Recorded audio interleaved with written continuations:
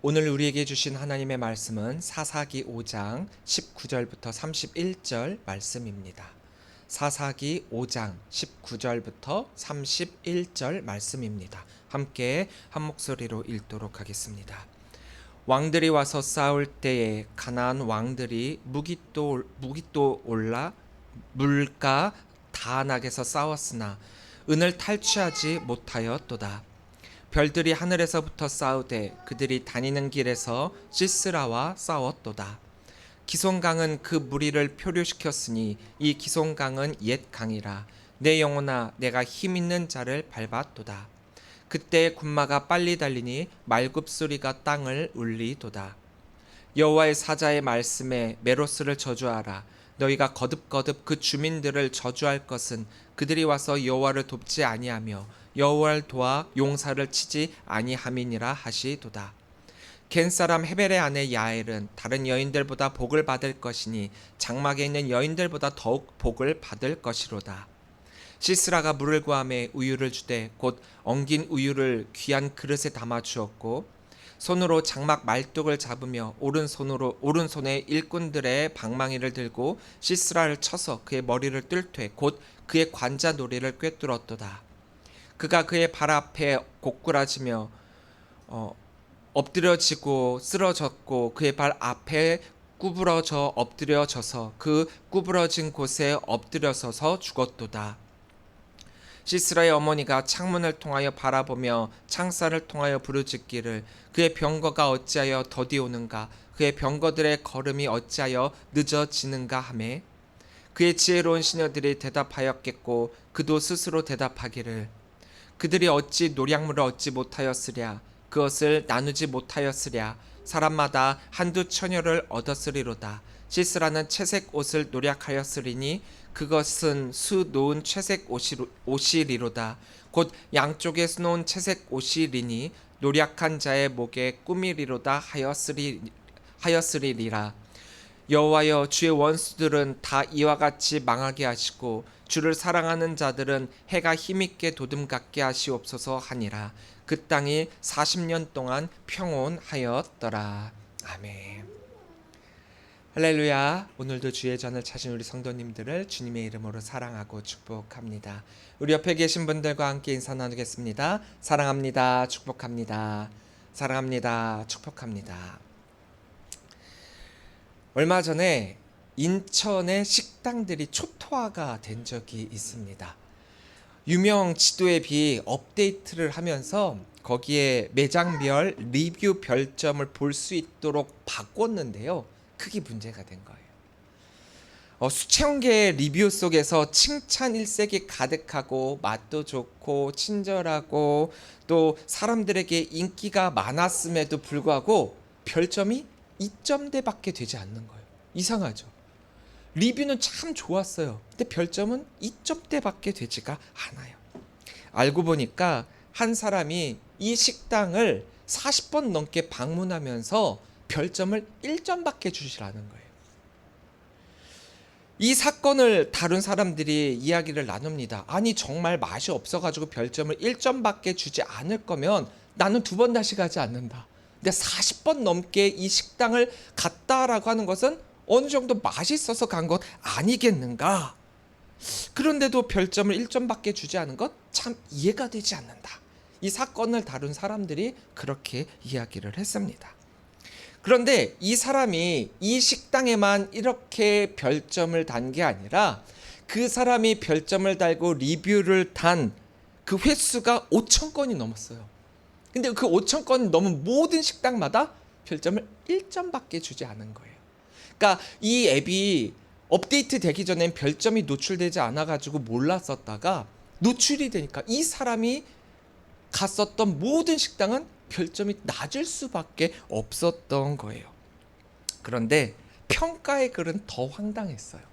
평가 그 리뷰에는 이렇게 써놨습니다. 굿, 친절해요. 리뷰는 이렇게 써놓고 별점은 1점밖에 안 준 거예요. 저도 음식점을 찾을 때 잘 모르니까 이제 인터넷을 찾아보면서 또 별점과 리뷰를 찾아보고 별점이 높거나 또 좋은 리뷰가 써 있는 곳을 찾아가서 음식을 먹는단 말이에요. 거기서 보면은 별점이 낮으면 왠지 좀 신뢰가 떨어집니다. 그리고 리뷰에서도 조금 뭔가 부정적인 말이 나오면 이 음식점 좀 거르게 돼요. 그래서 뭐 맛있다, 별점이 높다 그런 집을 골라서 음식집을 가고 또 배달 음식을 시키고 하는데, 그러면 그 말대로 어떤 데는 또 맛있기도 하지만 또 어떤 때는 너무 기대치가 높았는지 이 별점과 리뷰와 상관없이 너무 오버했다라는 생각이 들기도 하는 것이 이 평가입니다. 사람의 평가라고 하는 것은 어느 정도 참고는 할 만하기는 하지만 저마다 주관적이고 심지어는 그 안에 감정까지 담겨 있기 때문에 때로는 사실과 다르게 평가가 되어지기도 합니다. 인천의 이 식당들은 그래서 이 한 사람 때문에 완전 초토화가 됐었어요. 사람들이 그 식당 맛있고 또 어느 정도 입소문도 났고 그랬음에도 불구하고 이 별점 때문에 가지 않아서 매출이 떨어지는 그런 일들이 있었다라는 거예요. 물론 객관적인 틀에 의한 평가는 분명히 존재를 하죠. 하지만 대부분의 사람들이 평가하는 것에는 분명 한계가 존재한다라고 하는 것은 분명한 사실입니다. 우리는 살아가면서 끊임없이 평가를 받으며 살아가고 있습니다. 그리고 어느 순간 우리가 또 다른 사람을 평가하는 그 기준도 내가 받았던 그 평가의 기준대로 익숙하게 따라가게 됩니다.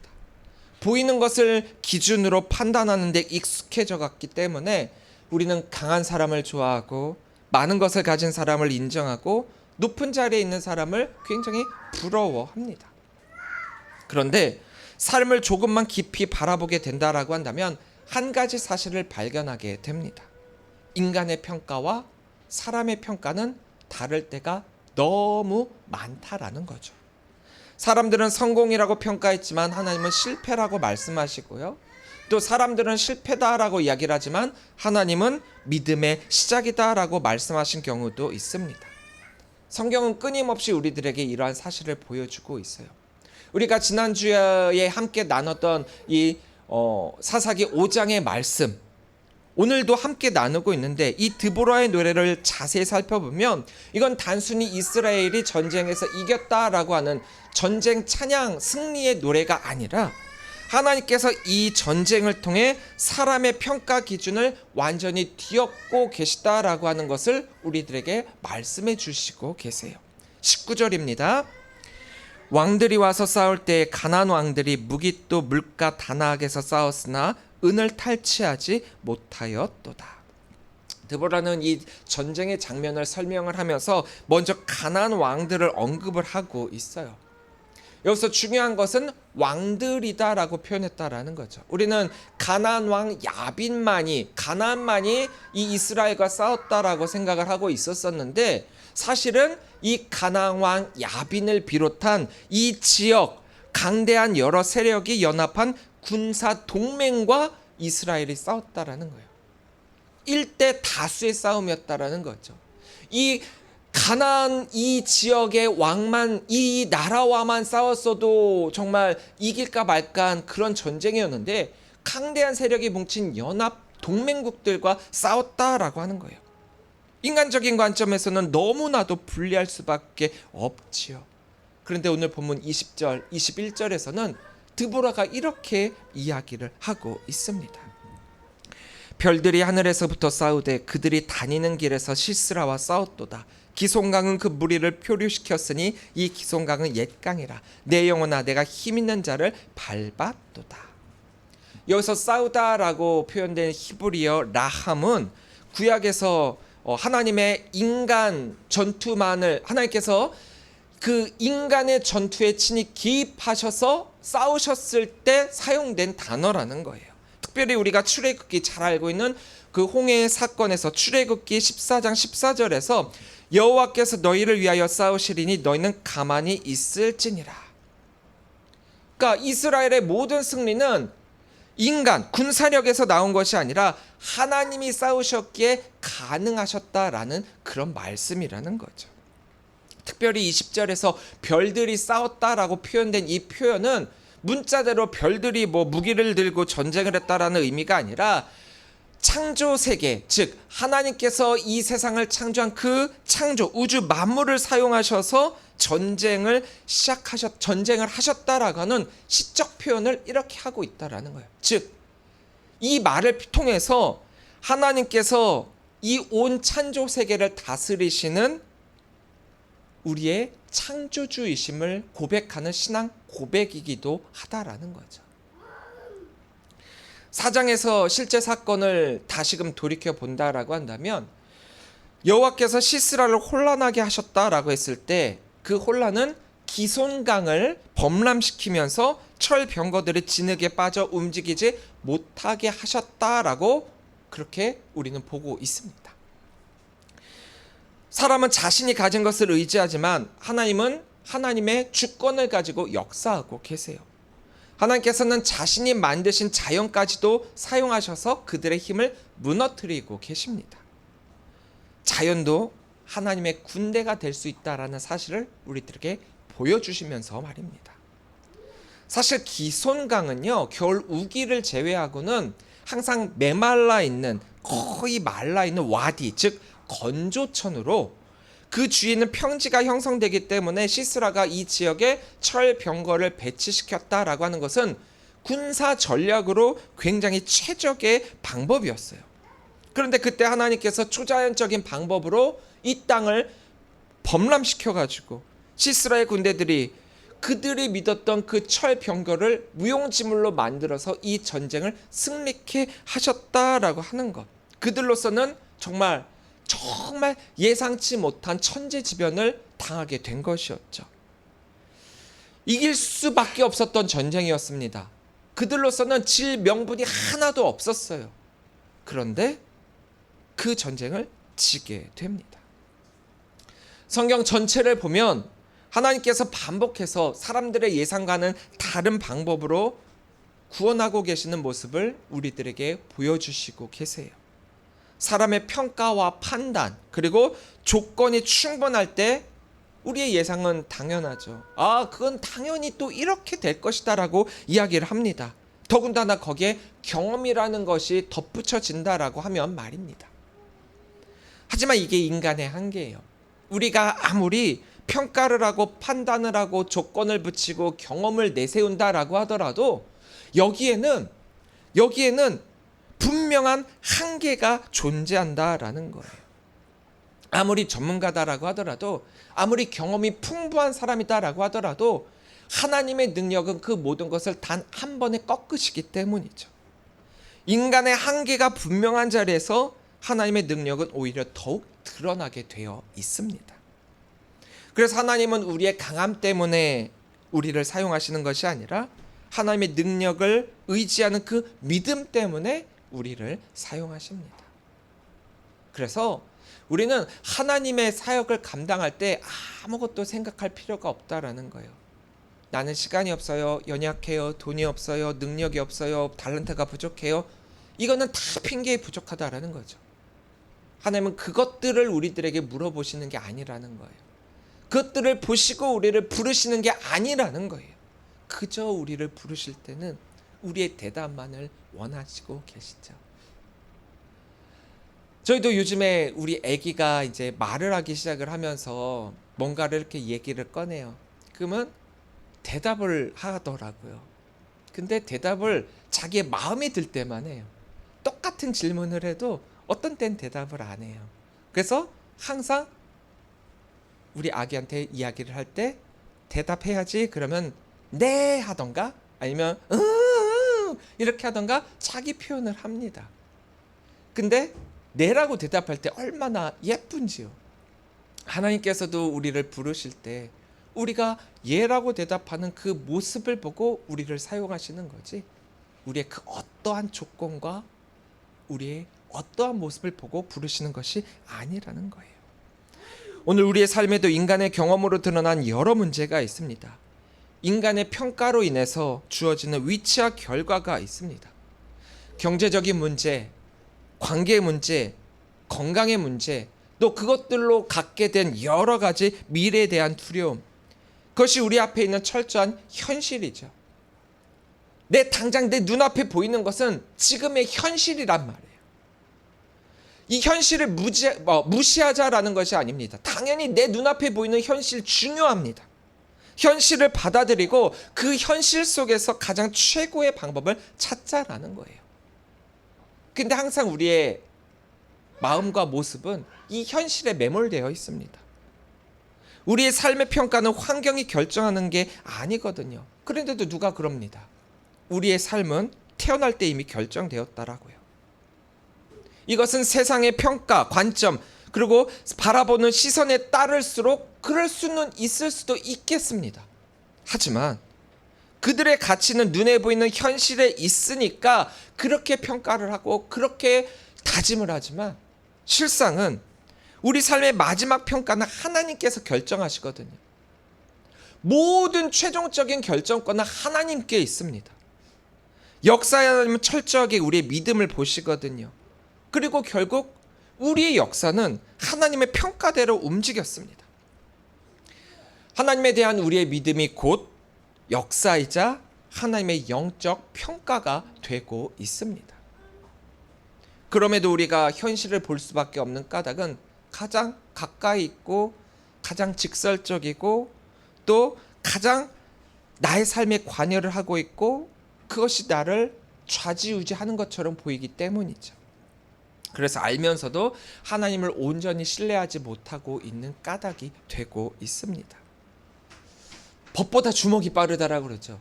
법 처리를 하려고 하면 너무 느리고 결과가 너무 더뎌요. 근데 주먹은 바로 앞에 있으니까 주먹을 사용하자라고 표현을 합니다. 이 말처럼 하나님의 약속은 너무 저 멀리 있고 현실은 너무 가깝게 느껴지거든요. 눈앞에 있는 가나안 군대는 내 현실입니다. 하지만 나와 함께 하겠다라고 하는 하나님은 보이지가 않아요. 이것이 인간의 영적인 문제라는 거예요. 우리는 보이는 것은 쉽게 믿지만 보이지 않는 하나님은 쉽게 의심을 합니다. 불확실하다라는 거죠. 내 경험, 내 판단, 여러 조건들 이거는 내가 믿을 만한 근거가 되지만 눈에 보이지 않는 하나님은 불확실하다라는 거예요. 불확실한 현실 속에서는 보이는 것을 의지하는 경향이 더 크거든요. 그렇게 현실을 분별하는 게 굉장히 중요합니다. 하나님이 일하시는 방법은 우리의 이런 계산을 너무나도 다르게 바꾸시기 때문이에요. 이스라엘 백성이 가나안과 싸울 때도 마찬가지입니다. 인간들은 계산할 때 뭘 먼저 계산하느냐? 군사력을 계산하죠. 숫자와 무기를 계산을 합니다. 그리고 그 조건을 보면서 포기를 해요. 비교를 하는 거거든요. 우리는 이거밖에 안 되는데 저들은 저만큼이나 있어. 인간은 비교하기 시작하면 믿음을 잃어버리게 되어 있어요. 내가 믿음이 아무리 강하다라고 하더라도 그 누군가와 비교를 하는 그 순간 믿음은 줄어듭니다. 우리의 믿음과 신앙을 누군가와 비교하기 시작하면서부터 이미 실족의 씨앗을 뿌린 채 신앙생활을 하고 있다라는 거예요. 하나님의 말씀보다 자신의 경험을 더 신뢰하면서 순종하기 전에 가능성을 따지죠. 그러나 믿음은 계산의 결과가 아니라 믿음은 하나님을 바라보는 선택입니다. 인간의 평가에 우리가 너무 사로잡히게 되면 우리의 마음은 끊임없이 흔들릴 수밖에 없어요. 왜냐하면 인간의 기준은 계속해서 변하기 때문이에요. 사실 잣대라고 하는 것은 흔들림 없고 변함이 없어야 되는데 인간의 기준은 자꾸 변해요. 그래서 어제는 옳다라고 했던 게 오늘은 외면받을 수가 있고요. 어제는 성공했다라고 하는 것이 오늘은 실패라고 표현되어지기도 합니다. 하지만 하나님의 평가는 변하지가 않아요. 우리들에게 너무나도 유명한 사무엘상 말씀이 있지 않습니까? 우리의 외적인 조건보다 하나님의 중심을 보신다는 이 말씀.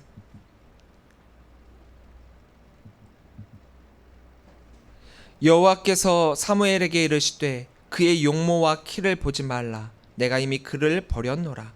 내가 보는 것은 사람과 같지 아니하니 사람은 외모를 보거니와 나 여호와는 중심을 보느니라 하시더라.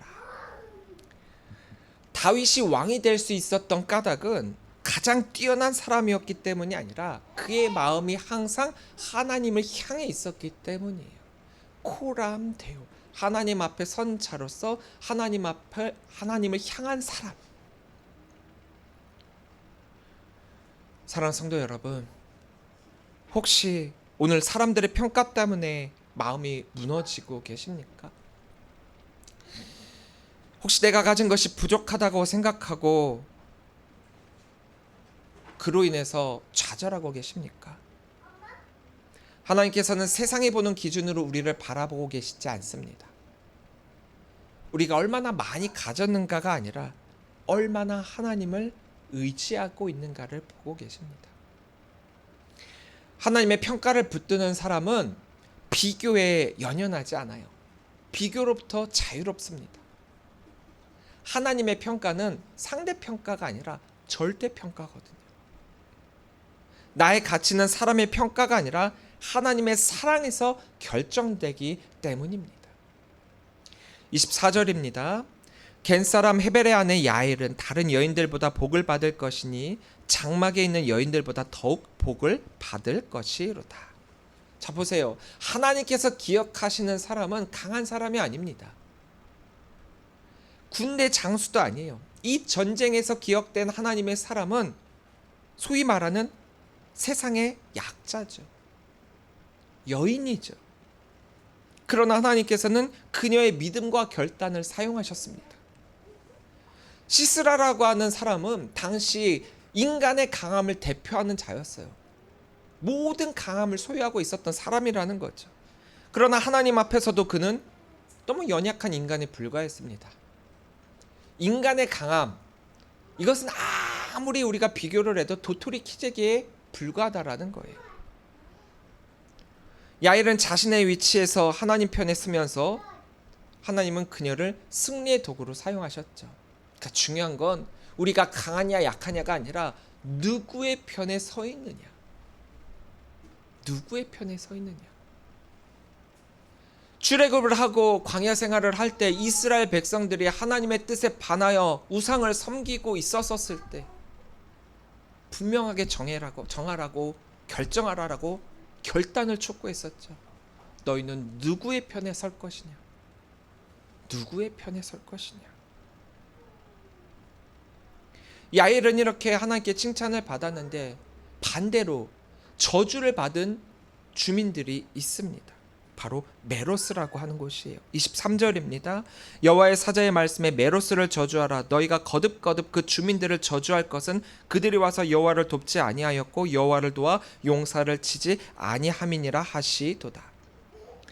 메로스는 기송강 근처에 있었던 마을입니다. 그리고 그들로서는 이스라엘을 도와야 될 의무가 있었던 것처럼 보여요. 그런데 오늘 이렇게 표현하고 있는 것은 그 메로스가 어떤 악한 일을 이스라엘에게 했기 때문이 아니라는 거예요. 그게 아니라 이들이 이스라엘을 도와야 함에도 불구하고 여호와의 전쟁에 동참해야 함에도 불구하고 하나님의 역사 앞에서 아무것도 하지 않았다라고 하는 게 이들의 잘못이었다라는 거죠. 적군의 편에 섰던 것이 아닙니다. 가나안 연합군에 서갖고 이스라엘을 대적했던 게 아니에요. 하나님의 백성이 싸우는 순간에 아무것도 하지 않았다라는 거.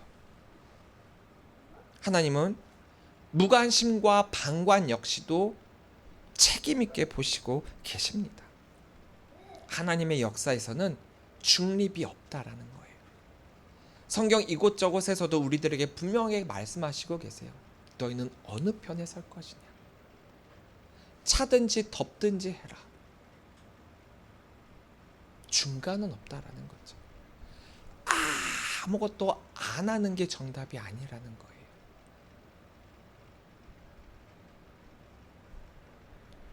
이 메로스가 이스라엘을 돕지 않았기 때문에 저주의 대상이 되었죠. 적군의 편이 되었기 때문에 저주의 대상이 된 게 아니라 하나님의 역사에 동참하지 않았기 때문에. 하나님께서 일하실 때 우리는 선택을 해야 합니다. 우리는 어느 편에 설 것인가? 아니면 하나님의 편에 설 것인가? 아니면 그저 바라보기만 하여 반대편에 설 것인가? 하나님의 평가는 다릅니다. 세상은 큰 것을 기억하지만 하나님은 충성을 기억하시고요. 세상은 결과를 보지만 하나님은 믿음의 과정을 보시고요. 세상은 힘 있는 사람을 찾지만 하나님은 순종하는 사람을 찾습니다. 하나님의 평가는 눈에 보이는 현실과 많이 달라요. 가나안 왕들은 무엇을 믿었죠? 철병거를 믿었고 그들의 능력을 믿었고 군사를 믿었습니다. 자신들이 가장 유리한 장소에서 가장 강력한 무기를 가지고 가장 군사적으로 준비된 상태에서 전쟁에 나왔고요. 그렇기 때문에 그 누구도 의심하지 않았죠. 이 전쟁은 우리가 이겼다. 어떤 전문가가 보더라도 확언을 했죠. 이건 가나안의 승리다. 그러나 하나님께서는 그들의 계산을 무너뜨리고 계십니다. 과정도 과정이지만 그 결과 역시 우리들에게 여실히 보여주고 계시지 않습니까? 이스라엘의 완전한 승리로 말입니다. 왜냐? 하나님의 전쟁은 인간의 힘으로 결정되는 것이 아니기 때문입니다. 우리의 삶도 마찬가지입니다. 우리가 너무 자주 현재 조건으로 미래를 판단하고 있어요. 그러나 그건 인간의 평가예요. 요즘 주식을 보면은 굉장히 롤러코스터라고 하죠. 전문가다라고 하는 사람들이 이제는 예상을 못 하겠대요. 그들이 이렇게 예상하면서 이거는 뭐 어느 정도까지 이건 어느 정도까지라고 하는데 지금까지 겪어보지 못한 방법으로 코스닥이 막 왔다 갔다 한대요. 하루에도 여러 번 이거는 주식을 하는 사람들은 정말 피가 마른다라고 합니다. 예측이 불가능한 시대가 됐어요. 경험이 무용지물이 되고 있습니다. 하나님께서는 세상의 기준과 세상의 평가, 사람의 평가로 판단되어지는 그것들을 중요하게 보시는 것이 아니라 하나님은 그 가운데 있는 우리의 부족함, 우리의 과거, 우리의 실패를 다시금 보고 계세요. 그 가운데 우리가 어떻게 선택을 하는지, 우리가 하나님의 능력을 보고 하나님의 계획을 보고 또 넘어졌지만 다시 일어서는 그 믿음을 보고 계십니다. 십자가를 계속 이야기합니다. 십자가는 하나님의 평가가 세상의 평가를 뒤집고 있는 자리입니다. 우리는 그래서 여기서 더 깊이 복음을 바라볼 수 있어야 됩니다. 왜 하나님은 부족한 사람을 사용하실까? 왜 하나님은 약한 자를 통하여 강한 자를 부끄럽게 하실까? 바로 하나님은 우리를 우리의 능력으로 평가하지 않으시기 때문입니다. 예수 그리스도를 통해 우리를 바라보고 계시는 거거든요. 하나님이 직접 우리를 보시는 것도 아니고 예수 그리스도를 통해 우리를 바라보고 계십니다. 세상의 평가는 분명했죠. 십자가를 통한 예수님의 모든 사역은 실패로 보고 있습니다. 사람들은 예수님을 저버렸고요. 종교 지도자들은 정죄했습니다. 군중들은 예수님을 조롱했고 예수님을 가장 따랐던 그 제자들조차 도망쳤습니다. 십자가 위에 달린 예수님은 아무것도 가진 것이 없는 것처럼 보였고 능력도 있어 보이지가 않아요. 사람의 눈으로 보면 완전한 실패죠. 하지만 하나님의 평가는 완전히 달랐습니다. 사람들은 십자가를 실패라고 보지만 하나님은 십자가를 구원의 길로 보고 계십니다. 사람들은 죽음이다라고 이야기를 하지만 십자가는 하나님의 부활의 시작으로 보고 계세요. 하나님은 인간이 자랑하는 것을 통해 역사하시지 않습니다. 오히려 인간이 부족하다라고 생각하는 것을 통해서 하나님의 영광을 나타내고 계세요. 왜냐하면 그래야 사람이 자신을 자랑하는 것이 아니라 그 약한 가운데 강함, 하나님을 바라보기 때문입니다. 혹시 지금의 나의 모습 때문에 낙심하고 계십니까? 나의 약함, 부족함, 가진 것 없음, 재능 없음, 능력 없음, 다른 사람들보다 뒤처졌다라고 느껴지십니까? 그럴수록 십자가만을 바라보시기 바랍니다. 세상은 그 십자가를 향해 손가락질하며 저주하고 실패했다라고 하지만 예수님도 사람들의 그 평가 속에서 실패처럼 보였지만 하나님은 그 실패 가운데 가장 완전한 승리로 바꾸셨습니다. 그러므로 우리의 삶도 사람들의 평가로 끝을 맺는 게 아니라는 거예요.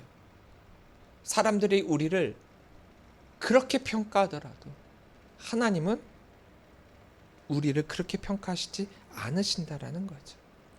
31절입니다. 여호와여, 주의 원수들은 다 이와 같이 망하게 하시고 주를 사랑하는 자들은 해가 힘있게 도둠 같게 하시옵소서 하니라. 그 땅이 40년 동안 평온하였더라. 드보라는 전쟁의 결과를 보면서 미래를 바라보고 있습니다. 원수들은 무너지고 하나님을 사랑하는 자는 반드시 일어선다는 믿음의 고백을 통해서 말입니다. 여기에 중요한 영적인 원리가 있죠. 현재의 모습이 마지막이 아니라는 거예요. 시스라는 가장 강력한 군사 지도자였고 사람들은 그를 두려워했습니다. 그의 입에 집중했고 그의 능력을 찬양했습니다. 그러나 결국 그는 역사 속에 사라졌죠. 하지만 반면에 이름 없던 한 여인 야엘은 오늘날에도 기억되는 사람이 되고 있어요. 왜요? 하나님이 기억하시는 자가 되었으니까. 하나님의 평가는 아무리 시간이 지나도 변하지가 않습니다. 사랑하는 성도 여러분, 우리가 살아가는 세상은 지금 당장의 결과를 중요하게 생각을 합니다. 빠른 성공을 원하고요. 또 즉각적으로 인정받기를 원합니다. 하지만 하나님 나라는 달라요. 하나님께서는 우리의 충성을 보시고 우리의 믿음을 보시고 우리의 순종을 보십니다. 그리고 모든 마지막 날에 이것들이 다시금 정확하게 드러나게 될 것입니다. 지금 사람들이 알아주지 않아도 괜찮다라는 거예요. 지금 내가 작은 자리에서 섬기고 있어도 괜찮습니다. 지금 내가 눈에 띄지 않는 자리에서 믿음을 지키고 있어도 괜찮습니다. 하나님께서 보고 계시기 때문이고 하나님은 세상의 평가와 달리 하나님의 평가는 그때의 우리의 믿음과 순종을 보시고 우리를 바라보실 것이기 때문입니다. 사람들의 평가에 흔들리지 마시기 바랍니다. 하나님만을 바라보며 우리의 대장 되신 주 예수 그리스도만을 바라보십시오. 그리고 하나님의 평가를 보십시오.